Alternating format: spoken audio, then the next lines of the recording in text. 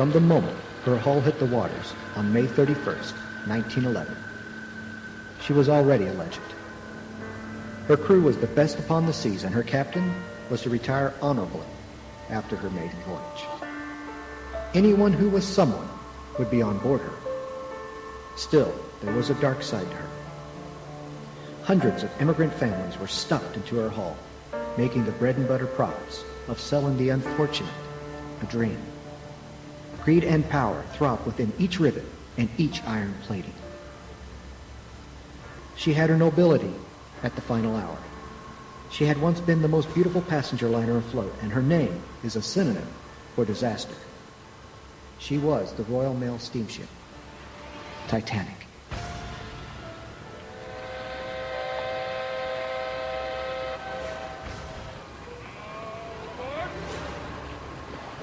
Hello. I am author and paranormal investigator Donald Allen Kirch, and this is Stranger Than Fiction.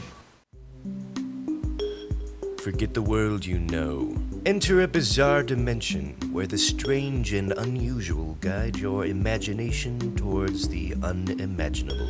Life is stranger than fiction in these true stories, where the ordinary is replaced with the extraordinary. Explore strange legends, weird myths, and odd folklore. The facts are laid before you to examine. You're invited to draw your own conclusions on these true stories of the paranormal.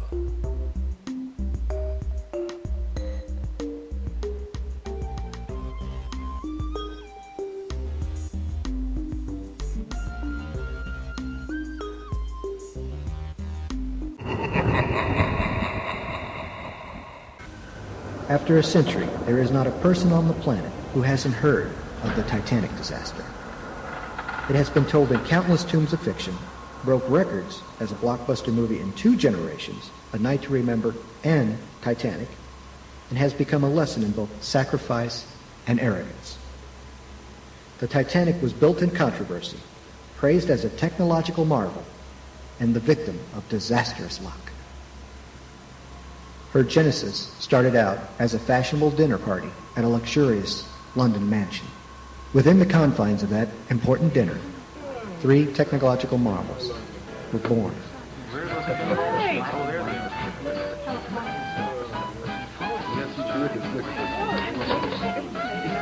Gentlemen, today I propose the building of 3 giant ships, large enough and luxurious enough to give Cunard Mines a run for her money. There shall be nothing set a sail upon the earth to compare them. Marvels of the waves they shall be.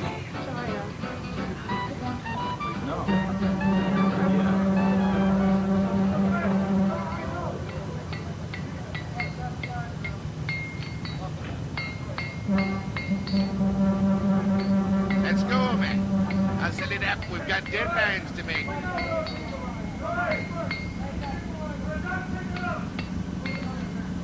One of the first legends of her dark future came at the time of her birth.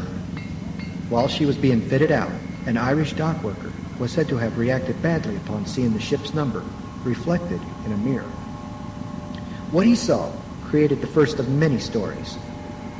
The Titanic ship and job number were 390904. What the unfortunate dock worker saw in the reflection was 409093. Looked at in a certain way, the numbers could spell out the words, "No Pope." This was not a good omen for a superstitious Irish Catholic. Mary, Mother Joseph, protect us. This ship is unlucky. Look at the reflection of her name and number in the water. No Pope. She spells out the words, No Pope. She's a devil ship, I say. Foolish, stupid man. This is the 20th century, boy. There is no such thing as cursed ships here. Now do your mother a favor and get back to work. Still, this is just an urban legend with no substantiated facts. Simply a story told when one is drinking a pint. Most likely, it was started by anti-Catholic workers, or perhaps those seeking to move towards unionization. In the realms of fact, there was a coal fire which had started on the liners disembarking from Southampton, England, on the day of her maiden voyage. For almost the entire trip, until the Titanic's bow dove below the cold waters of the North Atlantic, she and her crew had been fighting with fire right to the bitter end.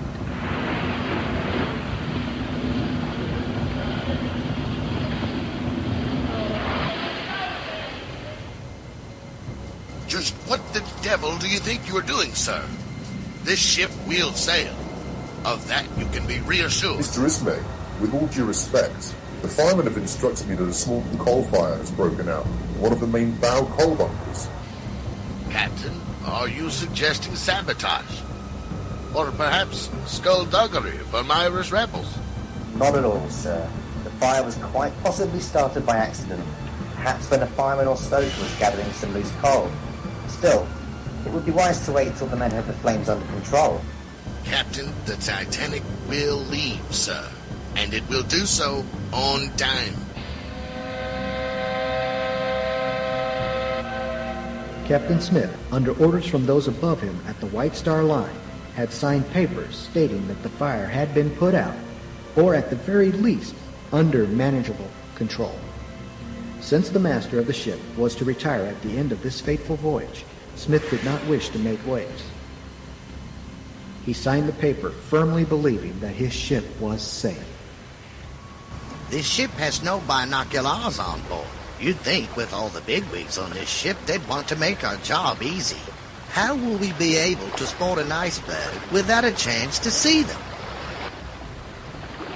Binoculars had never been issued to the lookouts or to any of their crew. This was before the advent of radar. The Titanic had no searchlights at her bow and could only rely upon the fast actions of men stationed in front of her forward crow's nest to seek out and warn the bridge crew of incoming danger. On the fateful night of her collision, how many lives could have been saved if at least one of the lookouts had carried a simple pair of looking glasses?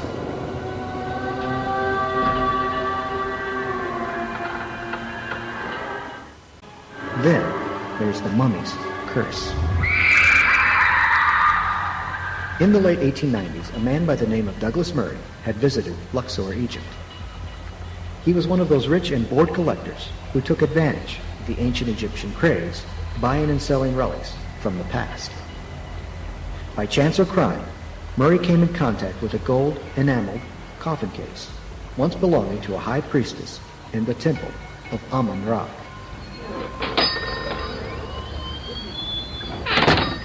As the salesman pitched the ancient object to him, it was claimed to have been dated from 1600 BC, and that the original occupant had been a powerful woman in the cult of the dead. Murray was intrigued and purchased the case. Murray's bad luck started right off. While on a hunting trip up the Nile, a gun exploded, damaging his arm. Frantically, friends did their best to take Murray back to Cairo for immediate medical attention, but along the way, their sailboat had been attacked by powerful headwinds, greatly delaying their arrival. It had taken them 10 days to reach a hospital, upon which time gangrene had begun to set in. Murray's arm had to be amputated above his elbow. Later, 2 friends of Murray died while on their way back to England. Additionally, 2 Egyptian servants who had handled the mummy case died within a year.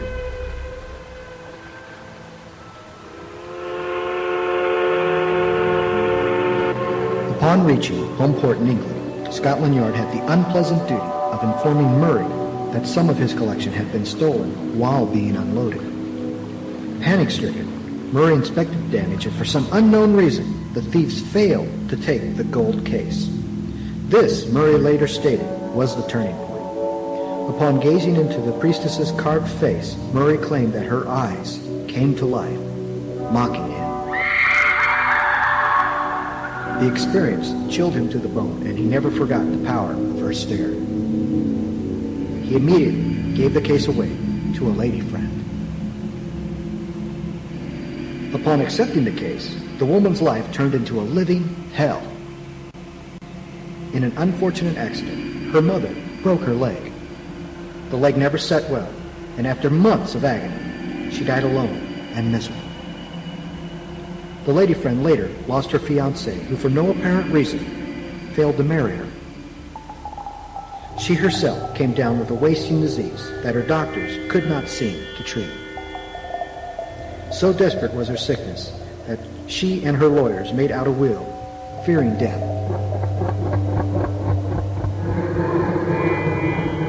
The lawyer insisted at the time of the will's writing that Murray's lady friend strongly consider giving the relic back to its original owner. Even her lawyer thought the case cursed. Murray, having his full bad luck and witnessing what had happened to his lady friend, wanted nothing more to do with the thing. Between the two, both decided to give the mummy's case to the British Museum. As an institution, the museum was scientific and close-minded enough to avoid such silly things as curses. Or so, that was the theory. Almost immediately, a museum's photographer, who had taken pictures of the case for their records, dropped dead. In his hands, it was said, was a picture of the evil priestess's dark eyes glaring at him. An Egyptologist was later found dead in his bed, who had days before inspected the cursed object. The British Museum finally decided that the case was just too controversial to remain on display, and had decided to place the object deep within the darkness of their cellars.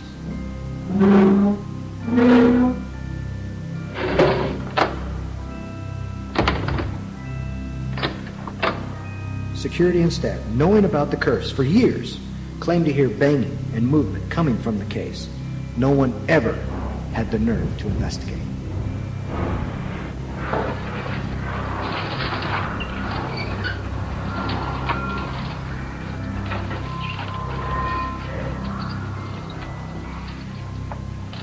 Later, in 1911, an American by the name of William T. Stead had a chance to hear about the case.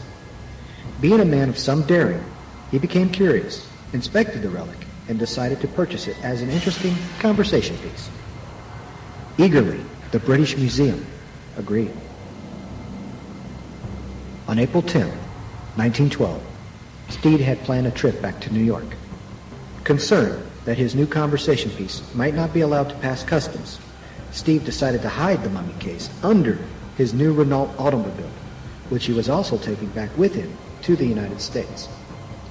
Stead had purchased his tickets on board the White Star Line's newest ship and had watched his automobile lowered into the hull of the unsinkable vessel. Easy with that one, mates. She's a rare beauty, she is. A pricey automobile for some lucky Yank. Lower her gently into the main cargo hatch, boys. On April 14, 1912, Stead revealed to some bored friends his incredible find. And later that night, the high priestess of Amun-Ra took more than 1,500 souls with her to the bottom of the North Atlantic. William Stead was heading home on board the Titanic.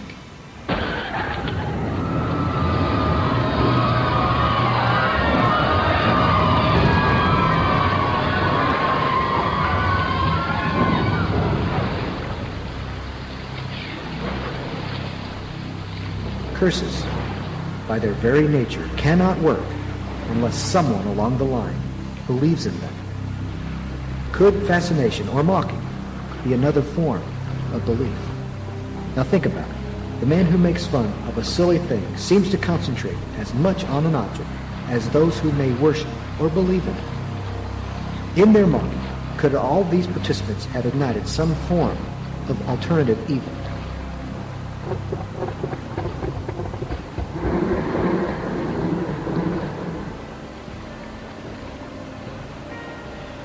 Here's one more oddity to consider. 14 years before the Titanic disaster, in 1898, a writer by the name of Morgan Robertson wrote a story about a ship far greater than any ever built. The ship had set sail on a clear April day and had been considered the toast of the social scene.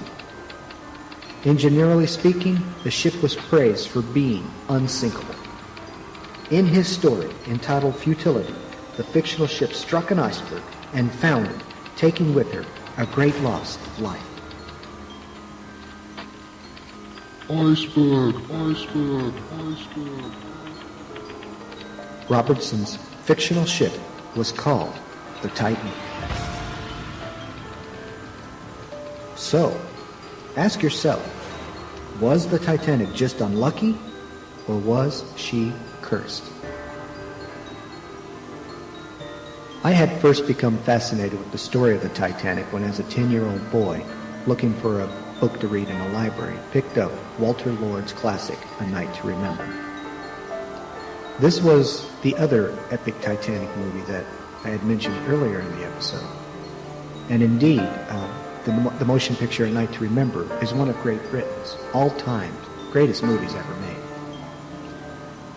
What intrigued me most about the Titanic was the fact that I couldn't get it out of my mind while I was reading A Night to Remember.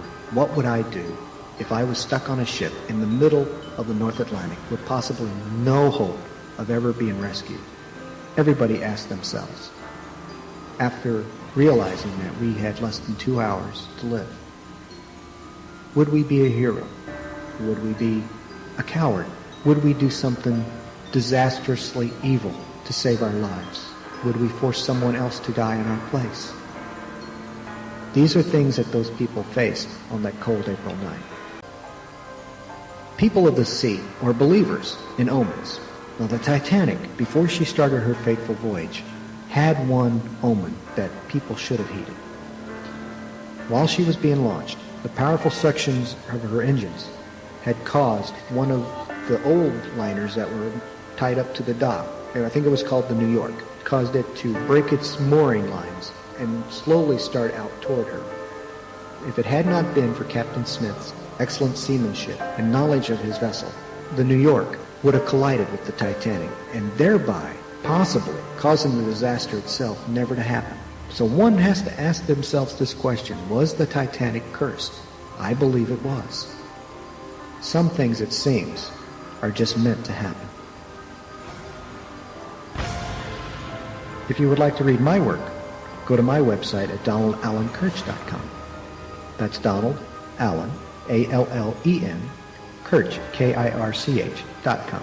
One word, donaldallenkirch.com. My books are available in both ebook and print format and can be found on Amazon and barnesandnoble.com. It would be an honor to entertain you.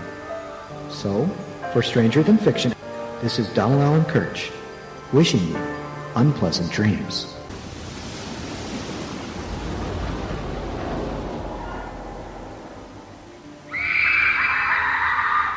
Good night.